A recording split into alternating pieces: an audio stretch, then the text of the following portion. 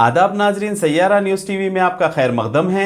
आइए देखते हैं कुछ अहम खबरें। चीफ मिनिस्टर रेवंत रेड्डी से तेलंगाना वक्फ बोर्ड के 9 मुंतखब चेयरमैन अजमतुल्लाह हुसैनी और वक्फ बोर्ड के मेंबरान के अलावा रियासती हुकूमत के मुशीर बराए SC, ST, BC और अक़लियत मोहम्मद अली शब्बीर और दीगर ने मुलाकात की। इस मौके पर चीफ मिनिस्टर रेवंत रेड्डी ने वक्फ बोर्ड के नए चेयरमैन अजमतुल्लाह हुसैनी और बोर्ड मेंबरान को मुबारकबाद पेश की और रियासत में औक़ाफ़ी जायदादों के तहफ़्फ़ुज़ के लिए बेहतर काम करने का मशवरा दिया।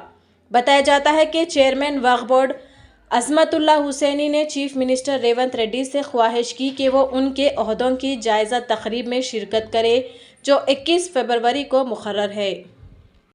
जनाब सैयद अज़मतुल्लाह हुसैनी को तेलंगाना स्टेट वक्फ बोर्ड के चेयरमैन की हैसियत से इंतखाब पर जामियतुल मोमिनात मुग़लपुरा हैदराबाद के बानी और नाज़िम आला मौलाना मुफ्ती डॉक्टर हाफिज़ मोहम्मद मस्तान अली क़ादरी शालपोशी गुलपोशी करते हुए जनाब सैयद निज़ामुद्दीन मौलाना मुफ्ती डॉक्टर हाफिज़ मोहम्मद साबिर पाशा क़ादरी ख़तीब व इमाम मस्जिद तेलंगाना स्टेट हज हाउस नामपल्ली हैदराबाद मौलाना सैयद खज़र पाशा क़ादरी जनाब मोहम्मद शरफ़ुद्दीन खैसर के अलावा दीगर हज़रात भी मौजूद थे।